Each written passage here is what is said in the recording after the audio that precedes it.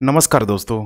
स्वागत है आपके अपने चैनल आईएएस एनालिसिस में। करेंट अफेयर की रिवीजन सीरीज हम लोग स्टार्ट कर चुके हैं। इसमें आज मोस्ट इंपॉर्टेंट टॉपिक होगा राष्ट्रीय कृषि विकास योजना।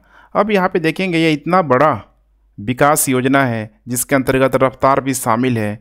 तो पूरे के पूरे आने वाले दिनों में कृषि संबंधित जितना भी आपको गवर्नमेंट के द्वारा स्कीम चलाई जाएगी उसका एक कह सकते हैं कि मूल कह सकते हैं ना कि मूल छत्र छाया के रूप में, मूल बिंदु के रूप में मौजूद होगा, क्योंकि इसी के अंतर्गत कहीं न कहीं वो सारी योजनाएं यहाँ पे चलाई जा रही होगी। तो चलिए इसे हम लोग बारी बारी से देखने का प्रयास करते हैं। इसमें को निम्नलिखित डायमेंशन के अंतर्गत पूरा हम लोग कवर करेंगे।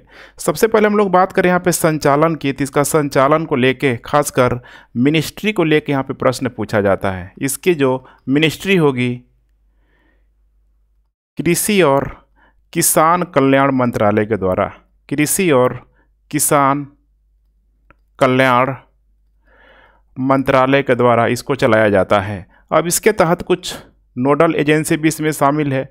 नोडल एजेंसी जिसमें राज्य कृषि मंत्रालय, राज्य कृषि मंत्रालय इसको क्रियान्वित करने का प्रयास करता है। अब यही जो राज्य कृषि मंत्रालय है देखेंगे तो भारत के जितने भी राज्य हैं उन राज्यों से कोऑर्डिनेट करके इसको चलाने का ये कार्य करता है। इसकी स्थापना की बात करें तो स्थापना हुई थी 2007 में, ठीक है, या 2007 से इसको शुरुआत किया गया था। और उस समय जो पंचवर्षीय योजना चल रहा था, 11वीं पंचवर्षीय योजना जिसका टाइमलाइन है 2007 से लेके 12 तक।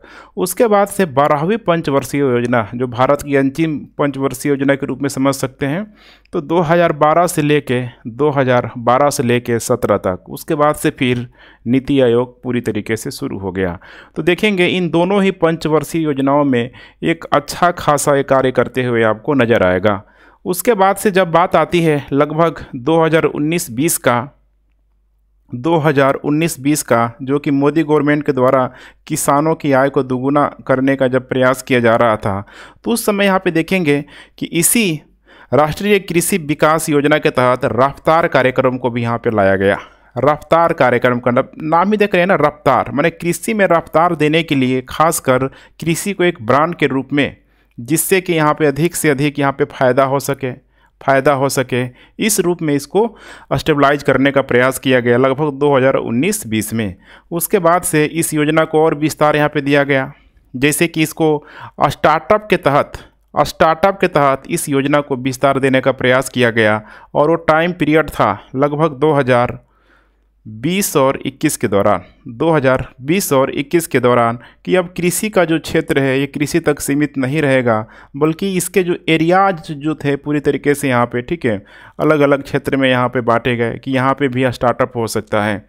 जैसे कि यहाँ पे कृषि स्टार्टअप के तहत डिजिटल कृषि हो जाएगा, डिजिटल कृषि, मत्स्य पालन के साथ यहाँ पे डेयरी उद्योग को बढ़ावा देना, कृषि का मशीनीकरण। तो वैसे आप देख पा रहे हैं ना कि जितना भी ये स्कीम है आने वाले दिनों में सारा का सारा आपको देखने के लिए मिलेगा। तो थोड़ा इसी चीज़ को आप अच्छे तरीके से समझ जाए। देखिए होता क्या है कि पूरे गवर्नमेंट स्कीम को रटने की प्रक्रिया से जब आप गुजरने लगते हैं तो फिर समझ जाइए कि जहाँ में फिर वो चीज़ जो प्रश्न है जो यूपीएससी जिस तरीके से बनाता है जनरलाइज वे में, वो यहाँ पर फिर समस्या होने लगती है। तो बिल्कुल मैं जैसे करा रहा हूँ आप इसी सिक्वेंस वे में देखते चले, कहीं से कोई आपको समस्या नहीं होगी। तो मैंने 3-4 चीज़ों को बताया। सबसे पहले मैंने बताया इसकी मिनिस्ट्री, उसके बाद स्थापना, उसके बाद से इसी योजना के तहत रफ्तार को चलाया गया, और उसके बाद से इसको यहाँ पे स्टार्टअप के तहत पूरी तरीके से काउंट कर दिया गया। शुरुआत में देखेंगे यहाँ पे, ठीक है, अगर हम लोग बात करें इसके उद्देश्यों की, तो कृषि के विकास में, ठीक है, यहाँ पे लगभग 4% की विकास दर को यहाँ पे रखा गया था कि हर साल यहाँ पे 4% का यहाँ पे कृषि का यहाँ पे ग्रोथ किया जाएगा। इसके अलावा इसके और भी बहुत सारे उद्देश्य थे, जैसे कि नंबर 1 उद्देश्य था कृषि अवसंरचना का विकास करना। कृषि अवसंरचना का विकास करना, पूरा का पूरा जो कृषि संबंधित जो भी क्षेत्र है ठीक है, जैसे कि फसल कटाई से पहले, फसल कटाई के बाद पूरा का पूरा एक अवसंरचना का यहाँ पे डेवलपमेंट हो पाए।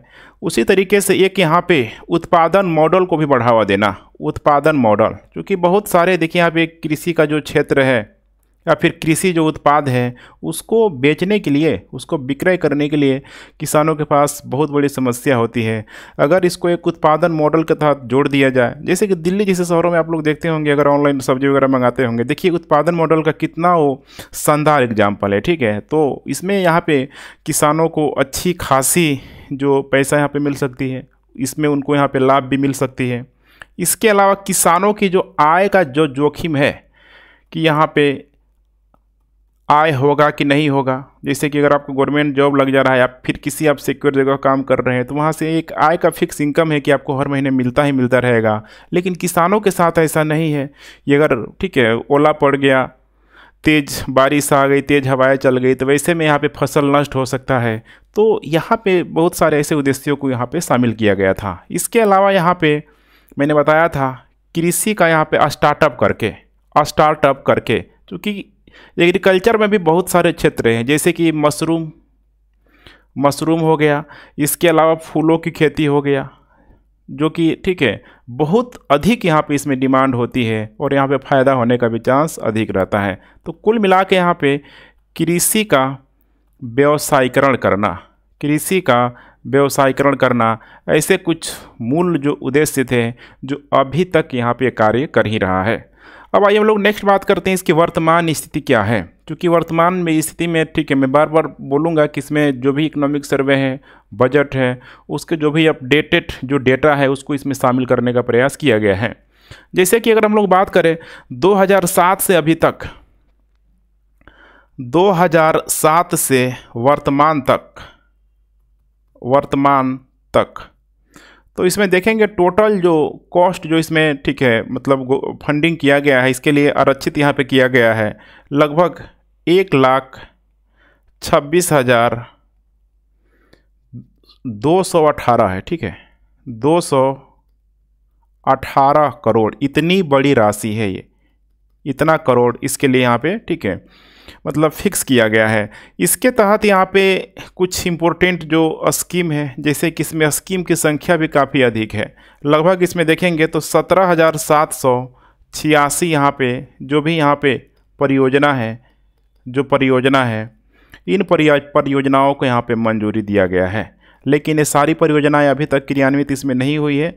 अभी तक देखेंगे वर्तमान तक तो इसमें से जो टोटल जो पैसा जो खर्च हुआ है, टोटल इसमें देखेंगे तो लगभग 60,911 करोड़ रुपए खर्च हुआ है। और इसमें से टोटल परियोजना भी यहाँ पे इम्प्लीमेंट नहीं हुआ है। इसमें टोटल देखेंगे तो लगभग 8,472 परियोजना ही यहाँ पे शुरू हो पाई है। और फिर इस साल अगर हम लोग बजट की बात करें, 2022-23 की बात करें तो इसमें 663 करोड़ रुपए इसके लिए ठीक है आवंटित किया गया, 663 करोड़ रुपए इसके लिए आवंटित किया गया। और इसमें 128 परियोजनाओं के लिए इतना जो भी राशि था इसके लिए आवंटित किया गया। जब रफ्तार चला था 2019-20 में, मैंने आपको बताया हुआ था अभी, तो उसमें देखेंगे कि लगभग 4,000 से अधिक परियोजनाओं को रफ्तार के तहत मंजूरी दिया गया था। ठीक है, तो बहुत बड़ा स्कीम है, पूरा मैंने बताया कि एक अम्ब्रेला स्कीम के रूप में इसको आप समझ सकते हैं। ठीक है, अम्ब्रेला स्कीम के रूप में जो इसके अंतर्गत बहुत सारी उप योजनाएं यहाँ पे शामिल होगी। अब इसमें कुछ प्रमुख हम लोग तथ्यों की बात कर लें तो देखिए शुरुआती तौर पे इसको ठीक है मतलब होता है ना डिस्ट्रिक्ट लेवल, स्टेट लेवल पे पूरी तरीके से इसको क्रियान्वित करने का प्रयास किया गया था। तो शुरुआत में आप लोग इसमें देखेंगे तो इसमें हो जाएगा जिला कृषि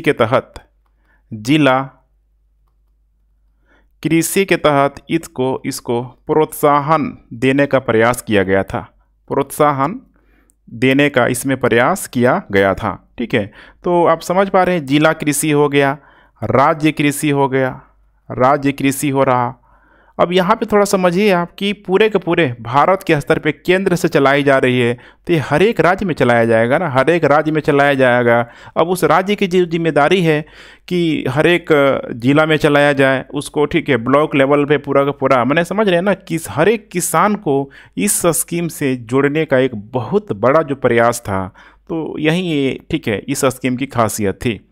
अब जब रफ्तार ला दिया गया, जब इसमें रफ्तार को शामिल कर लिया गया, तो इसमें लाभांश, समझ रहे हैं, लाभांश दर को इसमें बढ़ाने का प्रयास किया गया। और इससे फ़ायदा किसको होता? किसानों को इसको फ़ायदा होता, किसानों को इससे फ़ायदा होता।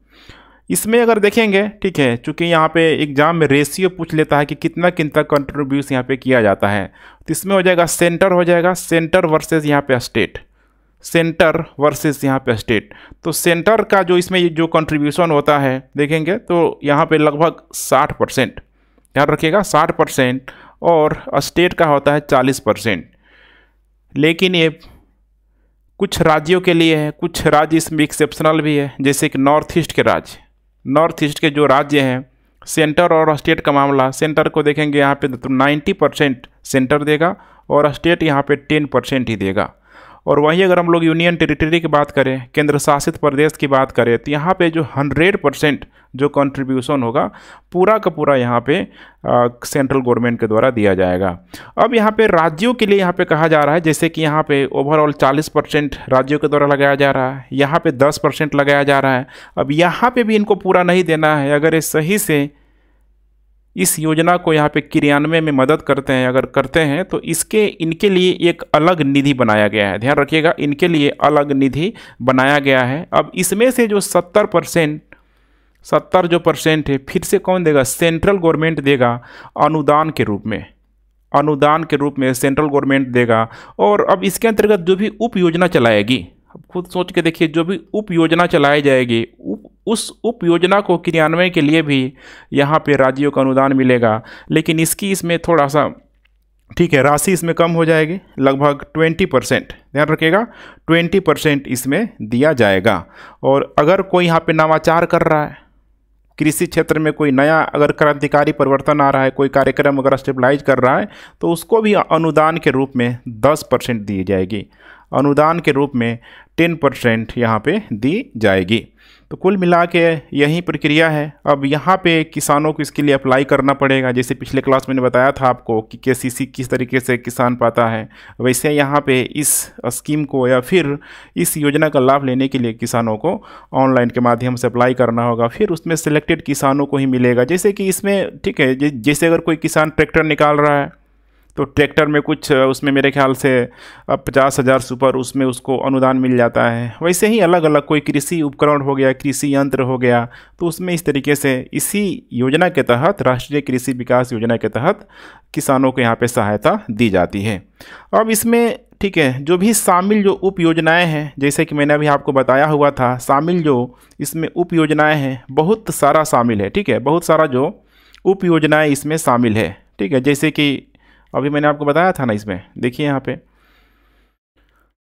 इसमें जो बहुत सारा जो उप योजनाएँ जो शामिल था, कहाँ गया वो चीज़, हाँ यहाँ पे है। जैसे कि डिजिटल कृषि हो गया, मत्स्य पालन हो गया, डेयरी उद्योग हो गया, कृषि का मशीनीकरण हो गया, ठीक है।